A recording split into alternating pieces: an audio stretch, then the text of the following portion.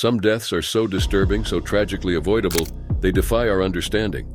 In this video, you'll hear 5 harrowing true stories, each one a chilling account of ordinary moments that spiraled into fatal nightmares.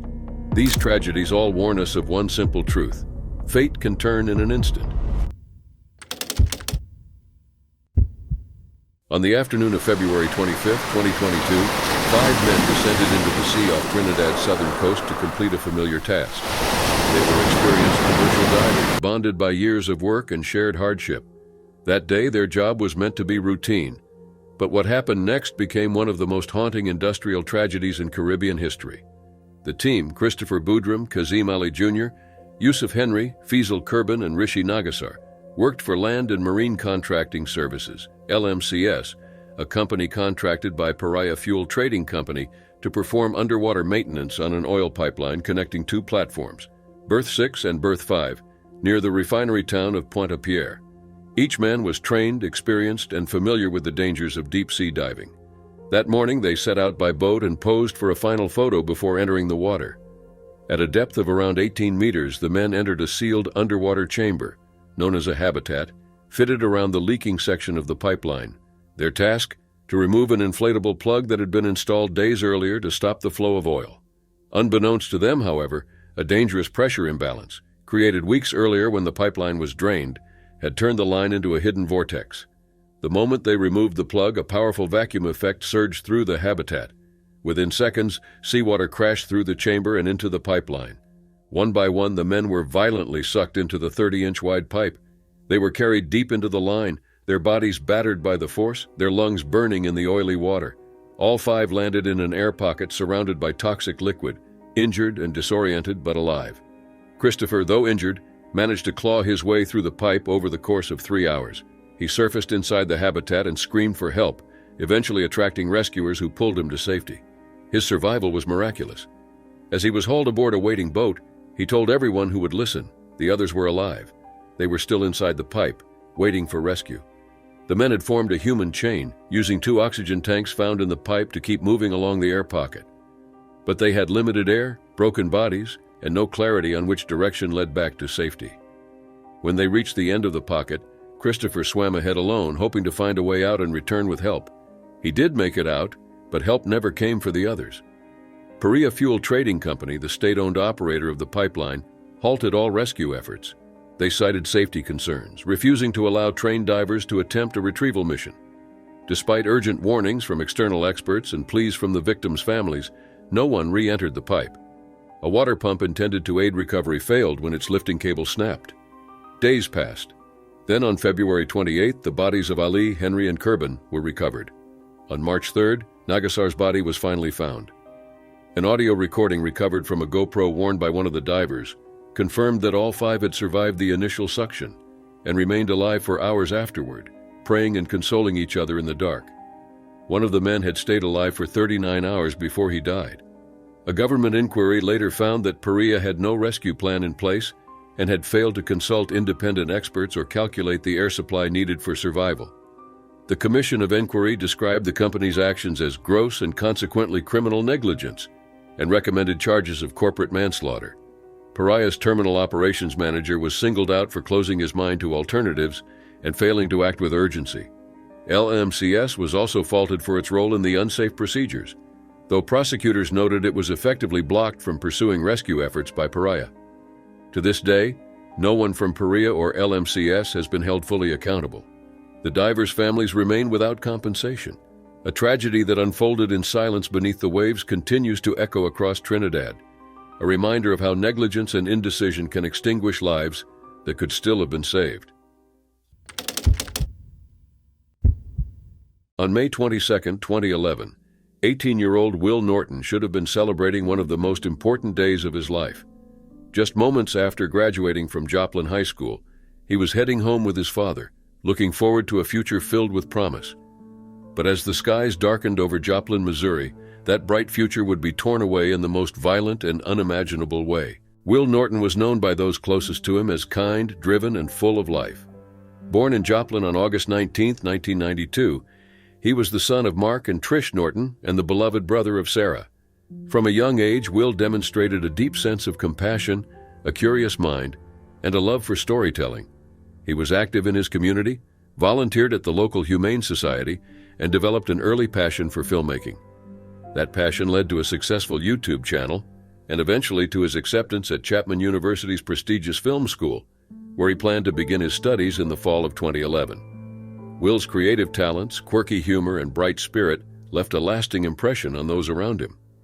He had just walked across the graduation stage when the events that would claim his life began to unfold. That Sunday, Will and his father climbed into their Hummer H3 just after the graduation ceremony at Missouri Southern State University. Aware of the looming threat of a huge storm, they hoped to make it home quickly. Will's sister and aunt had left just ahead of them and managed to reach their house moments before the storm hit. As the weather rapidly deteriorated, Mark contacted Sarah and told her to leave the garage door open. But it was too late. The EF5 tornado, one of the most violent ever recorded, struck with devastating force. The SUV was caught in the vortex, windows shattering as winds exceeding 200 miles per hour battered the vehicle. Mark later described how he had wrapped his arms around Will's legs as the vehicle was lifted, but the seatbelt gave way. In an instant, Will was pulled through the sunroof into the roaring chaos above. Mark was later found injured and trapped in the wreckage, requiring emergency extraction. Will had vanished. The search for Will began immediately. Friends, family, and volunteers combed through debris, ponds, and fields. His aunt and uncle rushed to the scene that night, finding the SUV damaged and almost unrecognizable, but still containing Will's graduation cap and other belongings. A Facebook page called Help Find Will Norton quickly gained over 50,000 followers. Rumors of hospital sightings circulated, raising faint hope that he might be alive. But as the days passed, hope gave way to heartbreak. On May 27th, 5 days after the tornado, Will's body was discovered in a nearby pond. Rescue teams had struggled to locate him sooner due to heavy debris in the water. The news shattered the family and the community that had rallied behind them. Will had died alone, swept away by one of the most destructive tornadoes in recorded history, just minutes after stepping into adulthood. His body was returned to his family, bringing a tragic end to a desperate search and a life filled with potential. In the months and years that followed, Will's family and the wider community found ways to preserve his legacy. Chapman University honored Will by inscribing his name on the Wall of Student Honor and holding a memorial service during what would have been his freshman orientation. Joplin High School established a scholarship in his name. The Rotary Clubs of Joplin and the Keller Williams Foundation built the Will Norton Miracle Field, a baseball park for children with special needs. Freeman Hospital also established Will's Place, a center for children struggling with behavioral and mental health challenges. Will's room remains just as he left it. Mismatched socks, a green screen, and his computer still in place. His father visits often, seeking comfort in the space that once buzzed with Will's energy. In every tribute, video, and memory shared, Will Norton's name endures, a symbol of light and promise lost too soon, and a reminder of the human cost of nature's most violent forces. What should have been a routine medical procedure turned into a slow and agonizing descent into death for 27-year-old Ekaterina Fedyaeva.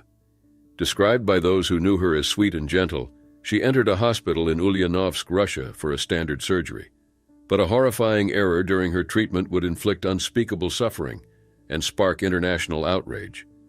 Ekaterina had been diagnosed with ovarian cysts, a common condition often resolved without intervention, but sometimes requiring surgical removal. Advised to undergo a laparoscopic procedure, she was admitted to the hospital in her hometown, where her family expected a quick recovery. Ekaterina was known as a bright, loving woman with a close bond to her mother, Galina Baryshnikova, and her husband Igor. Her future seemed stable and full of hope. No one could have imagined the catastrophe that would follow. During the operation, hospital staff made a devastating mistake. Instead of administering a saline solution through Ekaterina's IV, they infused formalin, a chemical used to preserve corpses.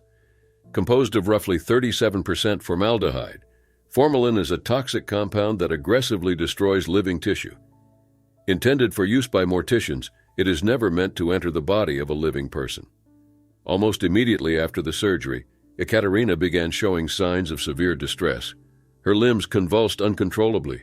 Her body trembled violently despite being covered in warm clothes and blankets. She vomited repeatedly, doubled over in pain, her stomach twisting from the corrosive effects of the fluid now coursing through her veins. Despite the rapidly worsening symptoms, no doctor came to check on her. Galina, deeply alarmed by her daughter's state, pleaded for medical attention. Instead, she was dismissed and advised to go home and cook soup. Behind the scenes, staff reportedly realized the gravity of their mistake, but did not disclose the truth to the family. For 14 hours, formalin continued to ravage Ekaterina's internal organs as she lay in agony, with no intervention to stop the chemical from doing its irreversible damage.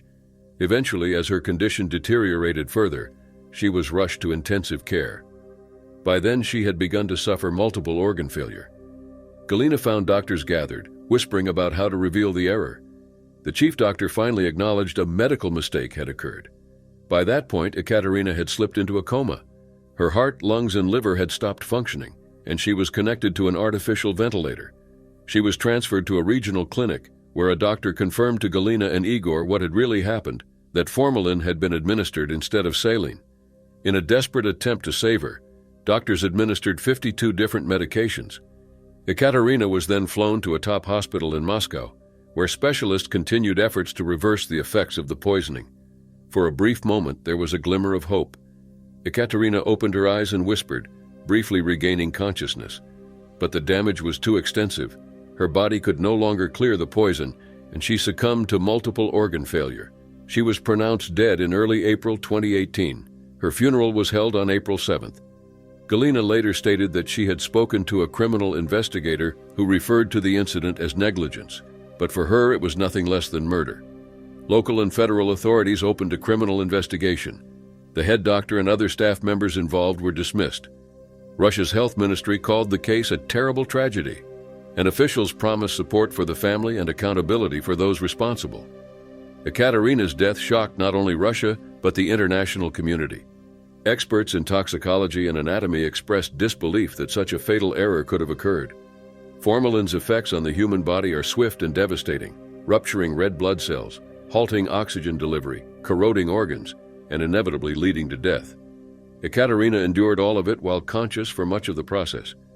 What should have been a simple procedure became an excruciating and prolonged death, leaving a family shattered and demanding justice. Marisa Weber was a vibrant, passionate woman who lived surrounded by books, music, and a deep love for animals.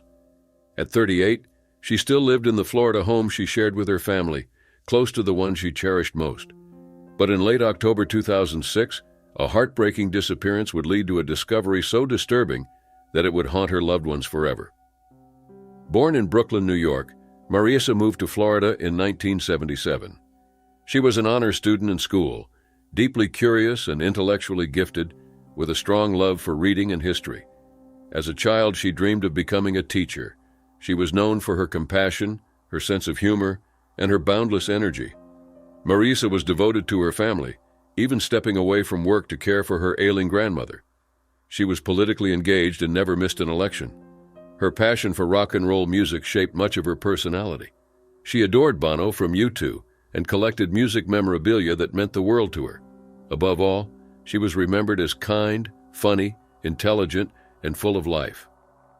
On October 28, 2006, after coming home and greeting her mother, Marisa disappeared. When she didn't reappear, her family feared the worst.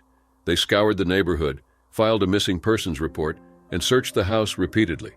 Despite checking everywhere, including her bedroom, they found no trace of her. Days passed. The family noticed a foul odor coming from the room but assumed it was caused by dead rats inside their walls.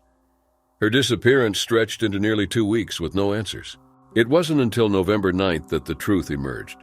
Her sister, Gina, noticed a foot protruding from behind a large bookcase in Marisa's bedroom. Using a flashlight, the family discovered her body, wedged upside down in the narrow space between the wall and the back of the tall, heavy bookcase. Investigators determined that Marisa had likely been trying to adjust a television plug behind the unit, something she and her sister had done before by standing on a nearby bureau and leaning over. This time she lost her balance and fell headfirst into the gap. Trapped in a tight vertical space, she was unable to free herself. The autopsy concluded that Marisa died of positional asphyxia, a condition that occurs when the body's position obstructs breathing. Her body had been contorted in such a way that airflow was cut off. The report also cited multi-drug intoxication as a contributing factor, noting the presence of several substances in her system, including morphine, codeine, and prescription medications. However, Mariessa's mother, Connie Weber, firmly rejected suggestions of substance misuse, calling such reports false and unrepresentative of who her daughter truly was.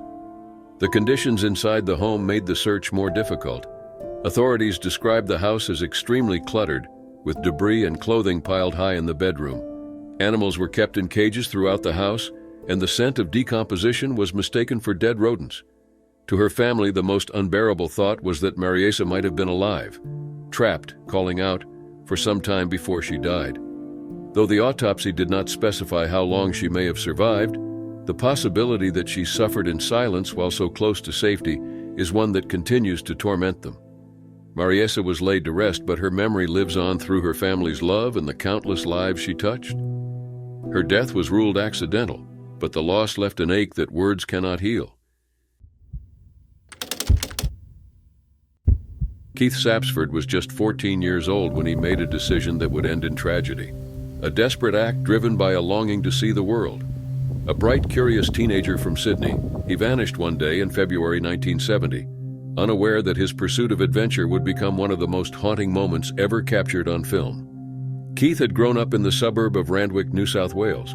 His father, Charles Sapsford, was a university lecturer in mechanical and industrial engineering, and his family had recently returned from an overseas trip in hopes of satisfying Keith's growing restlessness. But the journey only seemed to ignite his desire to keep moving. Described by his father as having an urge to keep on the move, Keith often felt confined by ordinary life and struggled to settle back in after their travels. His parents, concerned by his behavior and repeated attempts to run away, enrolled him in Boys Town, a Roman Catholic institution in South Sydney designed to help troubled youth. Despite their hopes, Keith escaped the facility just 2 weeks later. Alone and determined, he made his way to Sydney Airport, drawn by the possibility of escaping once again, this time to places unknown. On February 22, 1970, Keith reached the tarmac unnoticed due to lax security at the time. He found a Douglas DC-8 bound for Tokyo and climbed into its wheel well, a cramped, unpressurized compartment typically reserved for landing gear. Dressed only in a short-sleeved shirt and shorts, Keith waited for hours in the tight, cold space. He likely didn't know the full dangers of what he was attempting: extreme cold, lack of oxygen, or the mechanical hazards of the compartment itself. As the aircraft began its ascent, it reached an altitude of around 200 feet when the wheel well doors reopened to retract the landing gear. In that moment, Keith lost his grip. He fell headfirst toward the ground, arms flailing. His death was instantaneous. In a chilling twist of fate, an amateur photographer named John Gilpin, testing a new camera, inadvertently captured the boy's fall. It wasn't until a week later, when he developed the film, that he realized what he had photographed. Authorities investigating the incident found handprints, footprints, and remnants of Keith's clothing inside the wheel housing. Experts later concluded that even if he hadn't fallen, he would likely have died during the flight due to hypoxia or hypothermia, given the conditions inside the compartment at cruising altitude. Keith's father later revealed that he had warned his son about the dangers of stowing away on planes, referencing a similar case involving a Spanish boy who had died in a wheel well just months earlier. Despite this, Keith's longing to see the world pushed him to take the risk. The photograph of his fall remains a haunting image, symbolizing the tragic cost of a dream pursued without understanding the dangers. Keith Sapsford died on February 22, 1970, just moments after takeoff. His story endures not only as a cautionary tale but as a heartbreaking reminder of how youthful wonder, when mixed with desperation, can lead to irreversible consequences.